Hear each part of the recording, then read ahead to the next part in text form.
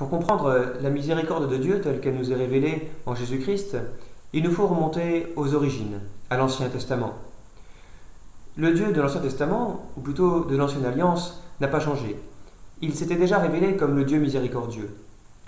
Dans le langage courant, la miséricorde est identifiée à la compassion ou au pardon. Cela est juste, mais cela ne rend pas compte de toute la richesse que cache ce mot. Le peuple d'Israël, en raison de son expérience de Dieu, nous permet de redécouvrir toute la profondeur de la miséricorde. Cette expérience fut sociale et communautaire tout autant qu'individuelle et intérieure. La miséricorde pour le peuple d'Israël est au confluent de deux courants de pensée, Hesed et Rahamim, la fidélité et la compassion.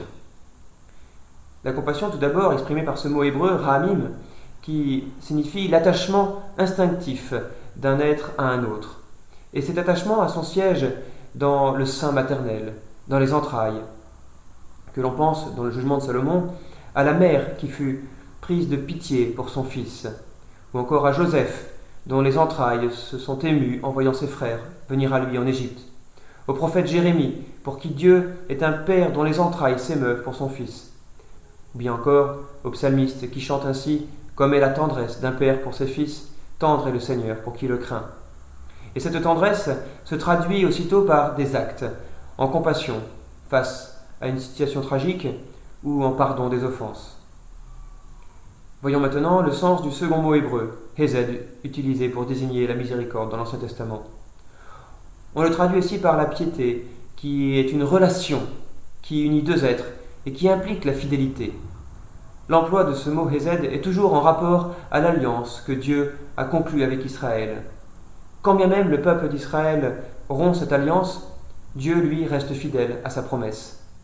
Ce n'est pas à cause de vous que j'agis ainsi, maison d'Israël, mais c'est à cause de mon saint nom.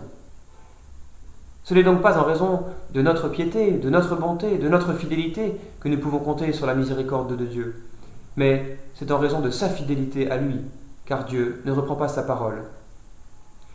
L'être même de Dieu s'exprime donc à travers cette fidélité inconditionnelle à l'alliance que Dieu veut conclure avec l'humanité en général et avec chaque homme en particulier.